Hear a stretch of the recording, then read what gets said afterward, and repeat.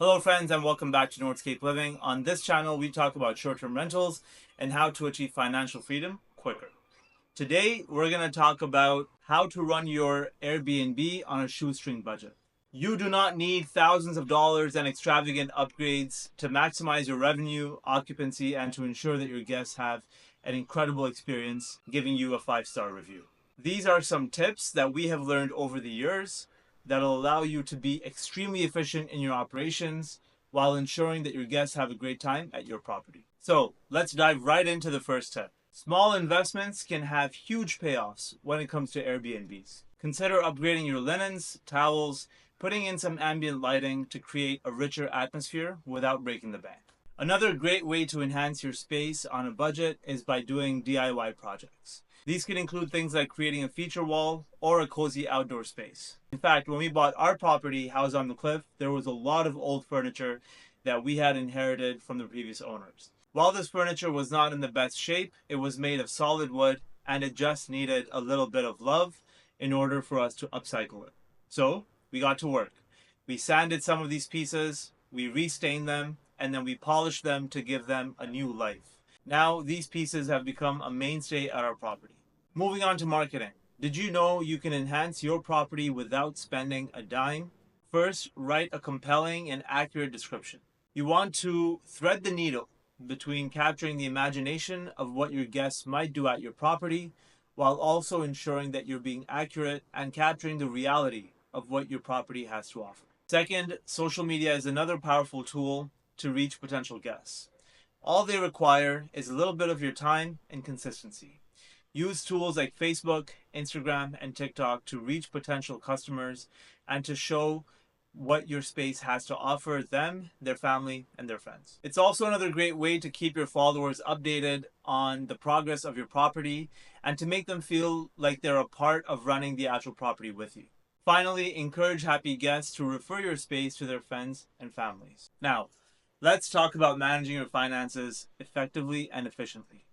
Airbnbs and short-term rentals can be a money pit if you're not tracking the spending that you're doing on running your short-term rental. On the revenue side, consider adding dynamic pricing tools so that you can price based on demand.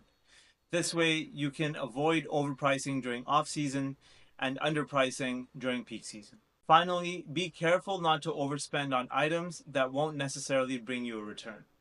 Always ask yourself, is this going to enhance the experience for the guest? And even better, is it going to increase the ROI? ROI in this case is measured by anything that will allow you to charge more per night, that will allow you to attract more guests, or that will allow you to decrease your operating costs over a longer period of time. If the answer to that is no, then you probably don't need that item. It's not efficient or productive to do this for every small purchase. For example, if you have to buy toilet paper or paper towel, then you've got to buy those things for your guests. However, before spending thousands of dollars, it's worthwhile to do that exercise and perhaps talk it over with a friend, a colleague, or your business partners. Finally, efficient operations will always help you save money in the long run. What does this look like? At House on the Cliff, we use a checklist for our cleaners to make sure that they're cleaning all the right spots on a consistent basis, that they're restocking inventory, and that they're performing a post-checkout inspection to report any items that might be missing or damaged.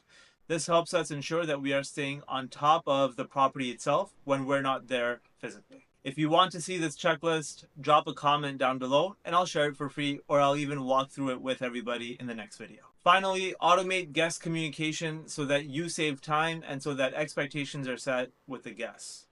Airbnb, VRBO, and other engines have fantastic tools for pre-set and automated messages that go at specific times related to check-in and check-out.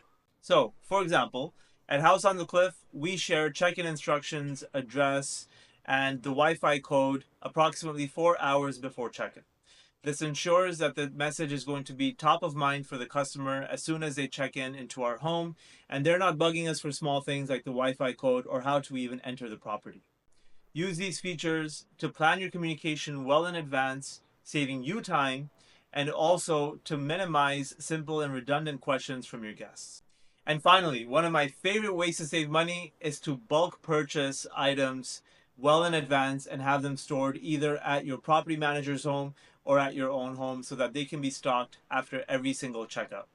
If you are close to a Costco, a Sam's Club, maybe even a Walmart, make sure that you're purchasing in regular intervals so that you reduce the amount of time and stress required to restock, and to ensure that you're getting the best price possible on items that are restocked at a much more frequent basis. Items such as paper towel, toilet paper, body wash, shampoo can really add up if you're not smart in your purchasing. That's why we buy from Costco as much as possible, at higher quantities, but at a lower per unit price. This helps us control our operating costs and ensures that we can accurately track every dollar spent in restocking. In conclusion, remember that maximizing profits does not require large investments. With these tips, you can make smart financial decisions while offering a top-notch experience to your guests. If you found this video useful, don't forget to like, comment, and subscribe. If you have any ideas or any suggestions on videos that I can make, please leave them down in the comment section below. Thanks, and see you in the next one.